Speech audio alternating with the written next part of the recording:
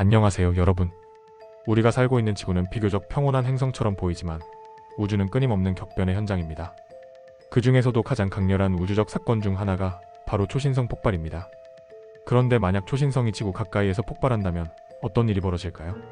이 가정이 과연 얼마나 현실적인 가능성이 있는지, 그리고 실제로 발생한다면 지구와 인류에게 어떤 영향을 미칠지를 과학적으로 분석해 보겠습니다. 초신성이란 거대한 별이 일생을 마감할 때 일어나는 폭발입니다. 이는 우주에서 가장 강력한 에너지 방출 현상 중 하나로 단 며칠 만에 태양이 평생 동안 방출하는 에너지를 내뿜을 수 있습니다. 초신성은 종류에 따라 폭발 원인이 다르지만 대부분 두 가지 방식으로 발생합니다.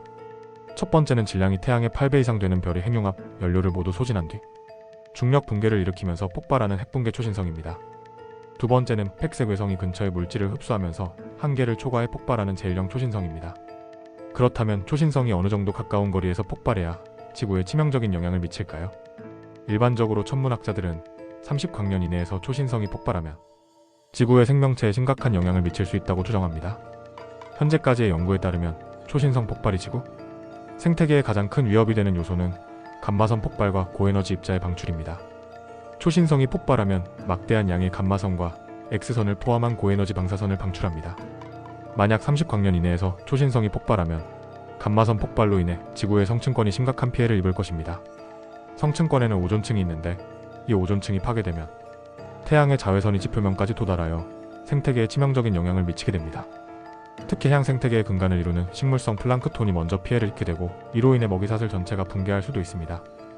뿐만 아니라 초신성에서 방출된 고에너지 우주선이 지구 대기에 도달하면 하늘이 보랏빛으로 물들며 이온층이 심각하게 교란됩니다. 이는 전 세계의 통신 시스템과 전력망에 심각한 장애를 초래할 가능성이 있습니다. 또 이러한 방사선 폭풍은 돌연변 이율을 급격하게 증가시켜 인류를 포함한 생명체의 DNA에 직접적인 영향을 미칠 수도 있습니다.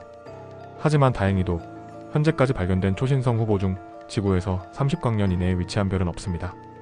가장 가까운 초신성 폭발 가능성이 있는 별은 베텔게우스와 안타레스 정도인데 이 정도 거리는 지구에 치명적인 영향을 미치지는 않습니다. 베텔게우스가 초신성으로 폭발하더라도 지구에서는 그 장관을 안전하게 감상할 수 있는 수준입니다. 그러나 과거에는 지구에 근접한 초신성이 폭발했을 가능성이 있습니다. 연구에 따르면 약 260만 년 전 초신성 폭발이 지구 근처에서 발생하여 대멸종의 원인이 되었을 가능성이 제기되었습니다.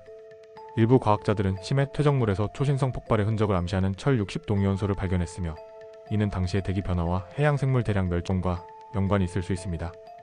결론적으로 초신성이 지구 가까이에서 폭발하면 엄청난 방사선과 입자 폭풍이 지구 생태계를 위협할 가능성이 높지만 다행히도 현재까지는 지구를 직접 위협할 만큼 가까운 거리에 초신성 후보가 존재하지 않습니다. 하지만 과거의 지구가 초신성 폭발에 영향을 받았을 가능성은 있으며 이를 연구하는 것은 우주의 격변 속에서 지구 생명체가 어떻게 살아남아 왔는지를 이해하는 중요한 단서가 됩니다.